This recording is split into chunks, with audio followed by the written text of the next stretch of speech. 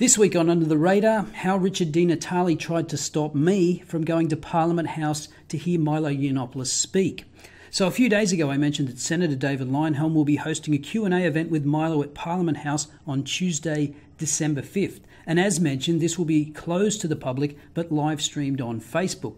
Now, as an esteemed member of the media, I've been invited to attend, and so I hope to get some footage of the Q&A session with the help of all-round good bloke and fellow YouTuber 8-Bit Thoughts, who will be coming along for the ride. And we're hoping that we might get a few minutes with Milo afterwards as well. Now, there's been some objections to this event from other politicians. I mentioned Greens Senator Sarah Hanson-Young's childish bigotry bingo-laden letter to David Leyonhjelm. And some of you pointed out in the comments section of that video that Richard Di Natale penned a letter to Senator Scott Ryan, President of the Senate, and Tony Smith, Speaker of the House of Representatives, to ask them to revoke permission for Milo to speak at Parliament House. And as usual, the letter just repeats various half-truths and outright falsehoods, such as that Milo incited or engaged in the targeted harassment of others, referring of course to the Leslie Jones Twitter incident, when really if anyone was trying to incite others, it was Leslie Jones. But the best part of D. Nutted's letter is this piece of doublespeak. The global reputation of our national parliament as a place that celebrates and actively encourages a diverse range of views and opinion, but does so respectfully, is at serious risk if we provide a space for those who preach hate and incite abuse and harassment of women, Jews, as well as members of the LGBTIQ and multicultural communities, to members of parliament, their staff, and to members of the general public. Well, you clearly don't encourage a diverse range of views. You only encourage views that you agree with. And don't pretend it's about respect. When is respect a prerequisite anyway? Are you telling me the way you idiots talk to each other on the floor of the House and Senate is always respectful? And of course, just tip in the usual weasel words. Hate, harassment. I mean, apart from your obvious sexism by singling out women as a protected class, how is Milo, who is half Jewish, harassed Jews? Does he have internalized homophobia now? How lazy can you get with your arguments? Van Badham made similar claims in her article calling on men to do her work for her. Yiannopoulos' apologists insist that he can't possibly be homophobic, racist or anti-Semitic because he claims some Jewish heritage and is married to a black man, which sounds marvellously like claiming men married to women are never misogynist. Oh, please. Yeah, that's the woke level of argumentation you'll get from Comrade Badham. Don't address what he's actually said that was allegedly racist, that Black Lives Matter doesn't care about black lives, because if they did, they'd look at where the vast majority of the problems come from, their own communities, which of course is true. I mean, Milo's actually in favour of reparations for slavery. And it's not like he's doing the I've got one black friend, therefore I'm not racist. He's actually married to a black guy. What you're really saying is that his husband must have a case of internalised white supremacy. Here's what David Leyonhjelm had to say about Natale's brain fart. Just because Richard Di Natale says something is so doesn't make it so. What Richard Di Natale wants to do is shut down people who he disagrees with. The most important thing to Richard Di Natale is that Milo is not a lefty. His view is that if you are gay and Jewish, you should be a lefty. Well, Milo is not. Milo is a conservative. He's not really a libertarian like me. On some issues, obviously, he agrees with me.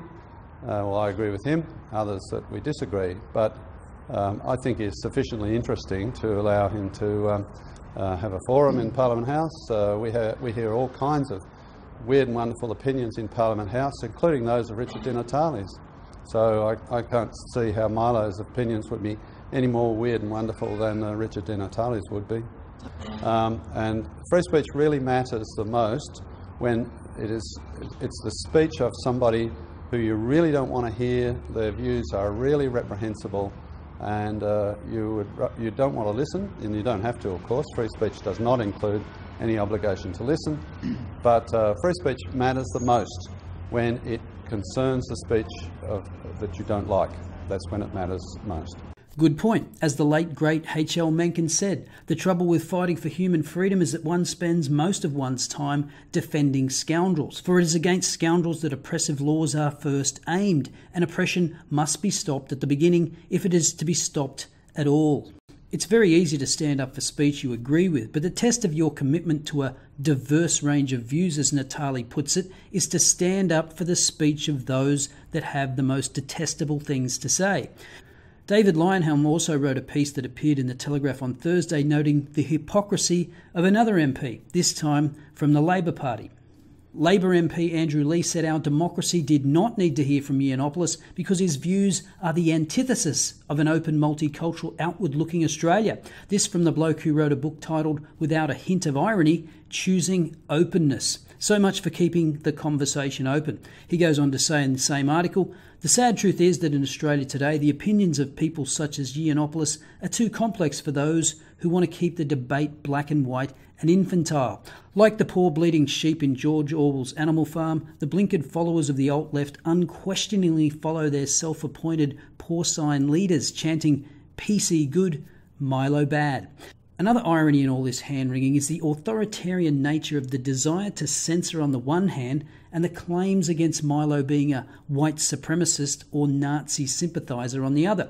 This demonstrates profound historical ignorance, as Brendan O'Neill recently pointed out. I was at the Museum of the History of the Jews of Poland in Warsaw a few weeks ago, and what was really striking, what you really got from visiting that museum, is that fascism is censorship and anti-fascism is freedom of speech, because what it had in that museum was all these pamphlets and magazines that people produced in the Warsaw Ghetto for which they could be shot on the spot. So they had to hide them, they had to print them in bunkers, they had to distribute them in the dead of night because they were censored by the Nazis from expressing themselves.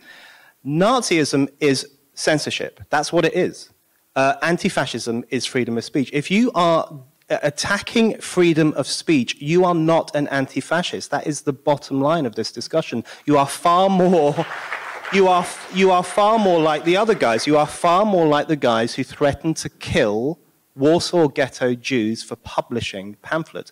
And if you're wondering why I keep playing clips of Brendan O'Neill, yes, I do have a man crush on Brendan O'Neill, and if I were gay, I would definitely sexually harass him, or maybe wank off into a pot plant in front of him. But hey, at the end of the day, let the regressives play bigotry bingo, because the more they do it, the less their words have any meaning. And besides, it appears the President of the Senate and the Speaker of the House have paid about as much attention to Di Natale as most Australians do, which is to say, none. So I've got my ticket, the accommodation is sorted, and hopefully we'll be able to get some exclusive footage to share with you all next week. I'll see you next time.